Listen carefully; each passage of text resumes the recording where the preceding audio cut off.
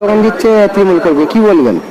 বড় কথা হচ্ছে এই যে সরকার, কি বুঝলেন, এই সরকার এরা ভয় পেয়েছে বলে যার কারণে রাস্তাঘাটে এরা শৃঙ্খল করছে, এরা আক্রমণ করছে। প্রার্থী আরাবুল ইসলামের উপরে হামলা, তার গাড়ি ভাঙচুর করে দেওয়া হয়, কর্মী সমর্থকদের মারধর করা হয়।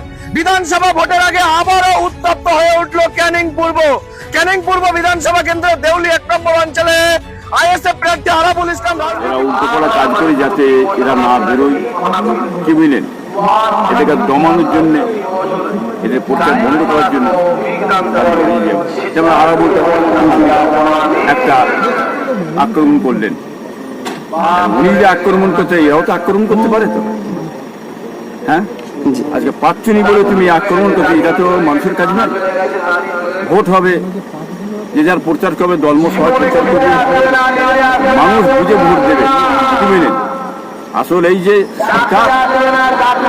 সরকার ভয় পেয়েছে বলি এই কাজগুলো করে যাচ্ছে, অর্থাৎ মানুষ তৈরি হয়ে আছে, উচিত জবাব শিক্ষিত তৈরি হয়ে আছে, অথব আরাবুলকে আটকে পারবে না, কি বুঝলেন।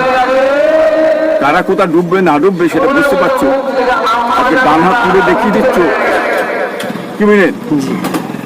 আমি আছি, তুমি যা চাইবে তাই করে দেবো। ওই যে ধোঁকাবাজ মমতাকে, ধোঁকাবাজ মমতার কথা কেউ দেবে না, মানে বুঝেলি, জানে এর আগেও সব ধোঁকা দিয়েছে। ফুটপাথ সেবে যেমন রেল করে দেবো, আইটি কলেজ করে, পর্যটন করে দেবো, 10,000 মাদ্রাসা দেবো, কি বুঝলেন। আপনার এই অকাপ সম্পদ সেটারও বললে, হ্যাঁ, দিল্লি যে করে যাও, এই যে এসআইএল নিয়ে, মানে গণনা নিয়ে, কি বুঝলেন, বিরোধ কর্মসূচি যে বিজেপি ষড়যন্ত্র করে বিজেপিকে নিয়ে আসার জন্য নাম সব বাদ দিয়েছে, যাদের নাম বাদ গেছে তারা একটা করে কিন্তু দেখেন এই সরকারকে দেবে না, ধমকানি চমকানি দিয়ে চেষ্টা করছে বিরোধী দলদের আটকানোর জন্য, যার যেতে পারবে না। আইএসএফ ঝড়ের মধ্যে বেড়ে চলেছে, বামফ্রন্ট ঝড়ের মধ্যে বেড়ে চলেছে। তোমরা বুঝতে পারছো তৃণমূল থেকে মানুষ, মুসলমান জাতি ধর্ম বেরিয়ে চলে যাচ্ছে, কি বলেন। আইএসএফ আজ বিজেপি থেকে ঝেড়ে বেরিয়ে চলে এসছে, তারা বামে যাচ্ছে এবং আইএসএফ এসেছে, তৃণমূল থেকে বামে এবং আইএসএফ এসেছে। এটা বাংলার মানুষ ধরে ফেলে তোমরা নিজেরাই স্বীকার করেছো, নিজেরা বলছো, তার জবাব আগামীতে বাংলার মানুষ উচিত শিক্ষা এই মমতাকে দিয়ে দেবে, দেখে নেবে না। পিয়ারডাঙ্গা দরবার শরীফের শহীদ আলী আসগর হুজুরের উপরে দুষ্কৃতীরা হামলা চালালো, গুলি করলো সাঁতরাগাছিতে, কি বলবেন? সেটা বাংলার মানুষ দেখতে পাচ্ছে, কি বুঝলেন, এটা মানুষ দেখতে পাচ্ছে। এটা তো কখনো ঘটেনি না।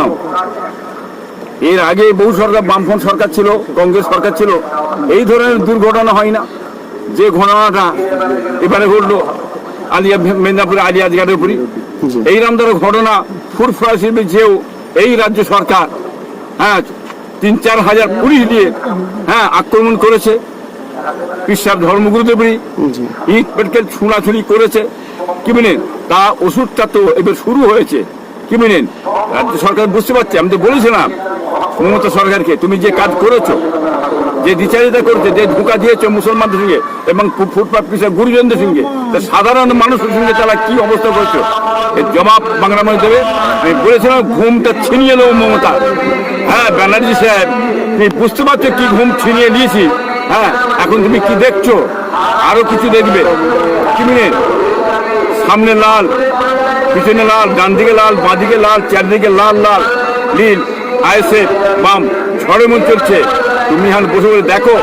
তবে একটাই কথা বলছি, ভোটের মধ্যে যদি ভোট হয়, সঠিক যদি ভোট হয়, কি বুঝলে, তাহলে বুঝতে পারবেন। আর মানুষ হচ্ছে চান কি, বজ্র মানে আঠি ফাঁসটা গেরো হলে তাতে আর কিছু করার নেই।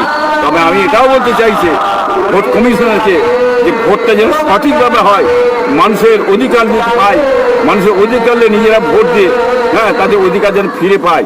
যদি সঠিকভাবে ভোটটা হয় তাহলে কোনো চিন্তা নেই। যদি বিহার টাইপের ভোট হয় তাতে আর কিছু বলার আমার কিছু নেই। কয়েকদিন আগে নওশাদ সিদ্দিকীর গাড়িতে হামলা হয়েছে, আজকে আবার আরাবুল ইসলামের গাড়িতে গাড়ি ভাঙা হলো, কি বলবেন? যত ছোট হয়ে যাচ্ছে, যত টিএমসি এবং বিজেপি ছোট হয়ে যাচ্ছে, তত এরা আক্রমণ করছে। আক্রমণ করে কিছু হবে না, ঝাঁকে ঝাঁকে ঝড়ে ঝড়ে পারে পারে তারা এসে ঢুকে যাচ্ছে, বামে ঢুকছে, আইএসএফে ঢুকছে। এটা বুঝতে পারছো? ছোট হয়ে যাচ্ছে বলেই তো এরা এই কাজ শুরু করেছে। এই কাজ করে কিছু করতে পারবে না, আগামীতে জবাব দেবে বাংলার মানুষ।